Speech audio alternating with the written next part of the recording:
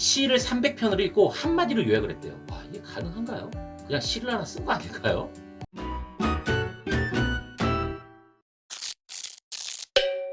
안녕하세요, 다정한입니다. 오늘 이야기할 책은 독서법부터 바꿔라 입니다. 2015년 9월에 출간됐고요. 지은이는 기성준. 이분이 정말 독서를 사랑하시는 분이에요. 또 다른 책에 글쓰기부터 바꿔라 라는 책도 썼거든요. 얼마나 독서와 글쓰기를 사랑하는지 아시겠죠? 독서라는 게 유익하고 또 중요하고 쉽지 않다는 것은 다들 알고 계실 거예요. 이게 좋은 건 알겠는데 그 좋다는 독서가 왜 도대체 잘 안 될까요? 생각은 있으나 바빠서? 집중하지 못해서? 의지가 약해서?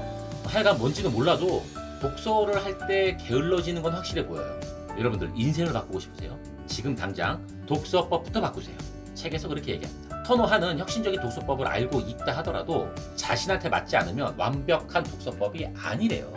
가장 완벽한 독서법은 오직 자기 자신이 갖고 있을 뿐이거든요. 빌 게이츠가 또 이런 말을 했죠. 하버드 졸업장보다 더 소중한 것이 독서하는 습관이다. 이야, 대단하죠? 지은이도 비슷한 말을 해요. 대학의 졸업장보다 더 중요한 것이 독서법을 가지는 것이다. 그만큼 독서법이 좋고 중요하다는 건데, 이 책에서 다른 사람의 독서법이 아닌 오직 자신한테 맞는 당신만의 독서법을 찾는 방법, 이것을 지은이가 체험을 통해서 습득한 그 비법을 제시하고 있습니다. 그럼 어떤 내용이 있는지 한번 살펴볼게요. 한계의 사슬을 끊어라. 여러분들이 가지고 있는 한계, 이 한계라는 게 있으실까요? 여러 가지 분야에서 참으로 다양한 모습으로 그 한계라고 하는 건 존재해요. 우선 일단 내가 할 수 있는 것들, 할 수 없는 것들, 먹을 수 있는 음식, 친구들과의 관계, 일할 때에 내가 보수하는 규칙, 참 많죠. 이것들 중에서 내가 절대로 깰 수 없는 것들도 있어요. 아니면 어떤 것들은 약간의 타협을 할 수 있을 정도도 있을 거고요. 그런데 그 한계를 정한 사람이 바로 누구예요? 맞아요. 나 자신이에요. 이게 누가 정해준 게 아니거든요. 물론 다른 사람에 의해서 정해진 것도 있겠지만 그거는 나를 위한 게 아니겠죠. 근데 그거 아세요? 우리한테, 사람한테, 인간한테는요, 한계는 없어요. 한계라는 것은 극복하는 것이거든요. 맞아요. 없어요. 그럼 우리한테 있는 건 뭘까요? 그렇죠. 쉽게 포기하는 걸 갖고 있죠. 한계를 극복하지 않으려는 의지가 있는 거죠. 이 불필요한 걸 갖고 있어요. 물론 포기라는 것도 그냥 가지게 된 본성이 아니에요. 바로 학습된 무기력이라고 하는 건데, 이게 뭐냐면 극복할 수 없는 환경에서 여러 차례 시도를 해요. 근데 끝내 극복을 못하면 우리 포기라는 걸 해요. 그렇죠. 아니면 그냥 멋모르고 하다가 안 되면 포기를 해요. 그런데 이게 지속되다가 나중이 되면 어떻게 돼요? 내가 극복할 수 없는 환경이 아니어도 극복할 수 있는 환경이 돼도 시도조차 하지 않는 거예요. 에휴, 해봤자 똑같지 안 되던데. 학습된 거죠, 무기력이. 다들 비슷한 경험 있죠? 이거예요. 이런 걸 갖고 있어요, 쓸데없이. 중국의 회남자에서는 이런 게 기록돼 있어요. 시간이 없어서 독서하지 못한다고 하는 사람은 시간이 있어도 독서하지 못한다고 했어요. 왜 그럴까요? 독서하지 못한다는 어떤 핑계가 먼저 떠오르거든요. 독서를 하려면. 항상 그랬듯이. 만약에 시간이 없다면 짧지만 시간을 좀 정해두면 되고, 상황이나 분위기가 조금 문제라면 독서를 할 수밖에 없는 상황, 이런 것들을 만들어 보는 것도 도움이 돼요. 김광희 씨가 창의력에 미쳐라 라는 책에서 이런 말을 했습니다. 세상이라고 하는 철벽에 성공이라고 하는 대못을 박으려면 창의력이라는 절대 망치가 필요하다. 당신은 알고 있는가? 그 망치는 책이라는 지혜의 샘에서 만들어진다. 이야, 참 멋진 말 했죠. 이 책이라고 하는 지혜의 샘에서 이것 말고도 더 다양하고 더 많은 것들을 만들 수 있으니까 도전 한번 해보시라는 겁니다. 자, 다음이에요. 독서법부터 바꿔라. 여기에서는 다소 좀 강하게 메시지를 전달하고 있습니다. 바람은 목적지가 없는 배를 밀어주지 않는다. 내가 바람의 힘을 이용하려고 해도 내가 가고자 하는 목적지를 정하지 않으면 안 된다는 거죠.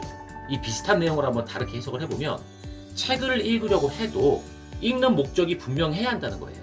공자는 또 이런 말을 했대요. 그분도 참 오래전에 별얘기 다 했어요. 시를 300편을 읽고 한마디로 요약을 했대요. 와, 이게 가능한가요? 그냥 시를 하나 쓴 거 아닐까요? 그리고 제 주변에 독서 모임을 운영하시는 최경철 교수님 계시거든요. 항상 하시는 말씀인데, 한 권의 책을 읽고 그 내용을 한 문장으로 요약하지 못하면 그 책을 제대로 읽지 못한 것이다, 이런 말씀을 하십니다. 맞아요. 내가 읽었는데 요약은 아니어도 대충 생각나는 거라도 있을 텐데요. 주변에서 물어보죠. 그 책 읽었지? 그 책은 어떤 내용이야? 이렇게 질문을 하면 그래 그럼 그냥 그런 책이야. 아니면 좋아, 내용 좋아. 그냥 이렇게만 말을 했었죠. 맞아요. 저도 그랬었어요. 근데 잘 생각해보세요. 머릿속에 남는 게 뭐가 있었는지. 없다는 거죠. 앞으로는 자신만의 스타일로 이 책의 내용을 한 문장 혹은 한 문단 혹은 뭐 두세 문장으로 정리를 한번 해보세요.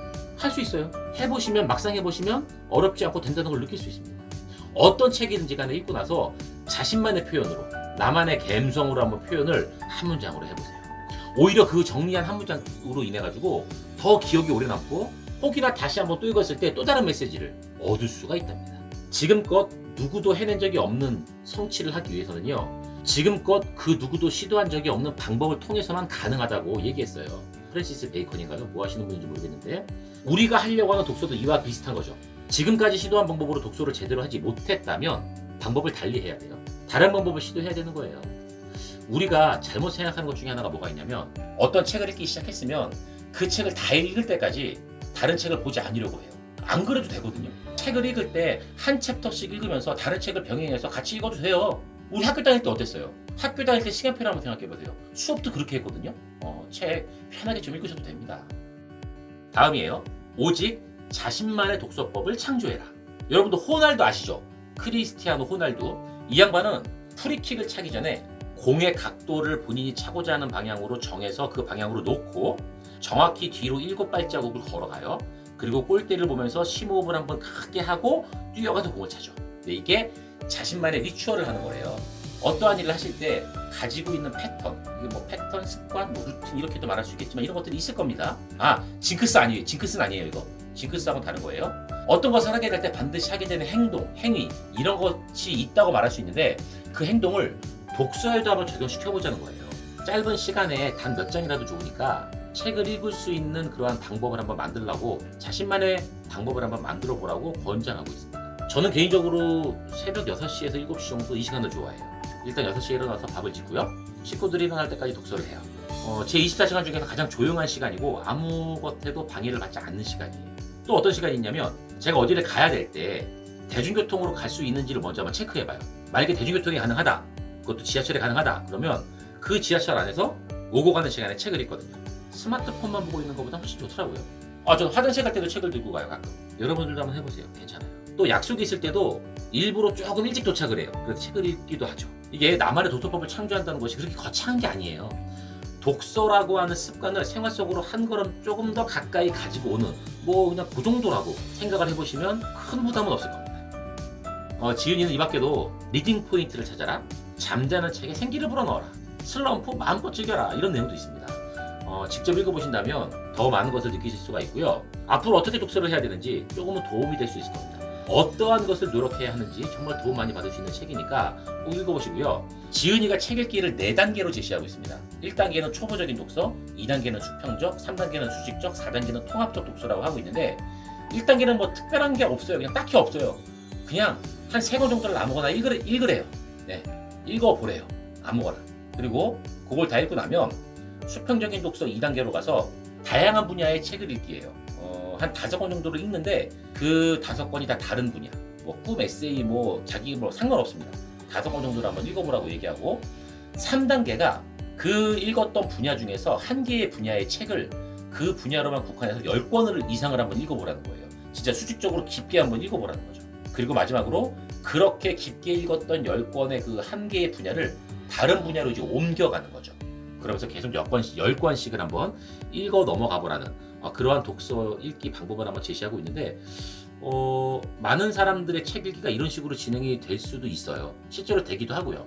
대부분의 사람들이 시작을 하면 일반 서적이나 아니면 뭐 자기계발 이런 것들, 에세이 이런 것들로 관련된 책을 읽다가 고전으로 넘어간답니다. 고전으로. 인문고전하고 접목을 시키면서 지혜와 통찰 모든 것들을 얻을 수가 있으니까 넘어간다고 해요.